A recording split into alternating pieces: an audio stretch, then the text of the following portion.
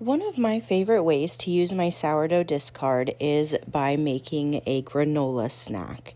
And what I do, I don't measure a whole lot, but I put about 5 or 6 cups of oats in a large container and I mix in all kinds of different ingredients. Here I'm mixing in some chia seed and some flax, some pumpkin seed, hemp hearts, organic coconut flake, and then I will be using honey to sweeten it, but I've used honey, maple syrup, or sorghum before. You can really use whatever you want.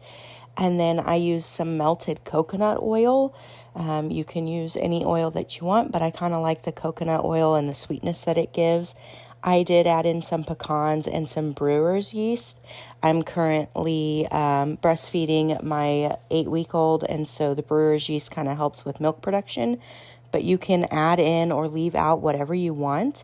I'm also adding in some melted organic peanut butter just for a little bit of extra protein and a little bit more flavor. And then here I'm adding in my sourdough discard. And I usually use about 1 to 1.5 cups for approximately 5 cups of oats and then all of my add-ins. But really, this is just kind of something that you'll have to play with and figure out what consistency you like. But then I just mix it all together really, really, really well. You want to make sure that it's starting to kind of clump up and that all of the oats and all of your add-ins are completely covered in the coconut oil, peanut butter, and sourdough discard, as well as the honey. So once I've got it all really, really well mixed, what I'm going to do is I'm going to put it in a container to bake. Now I'm using a glass baking dish just because I can put a lid on it and store it that way once it's cooled. But you can use a cookie sheet. Just make sure that you grease it really well or use parchment paper or something like that to keep your granola from sticking to the bottom of the pan.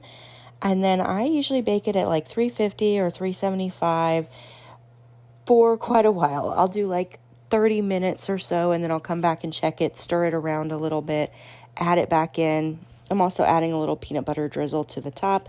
You don't have to do that. You can do whatever you want, but I just kind of watch it in the oven until it's nice and golden brown on the top, and I like to keep stirring it as it bakes so that everything gets nice and golden and roasted.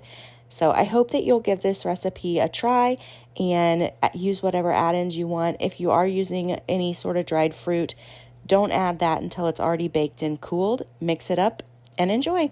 Thanks so much for watching.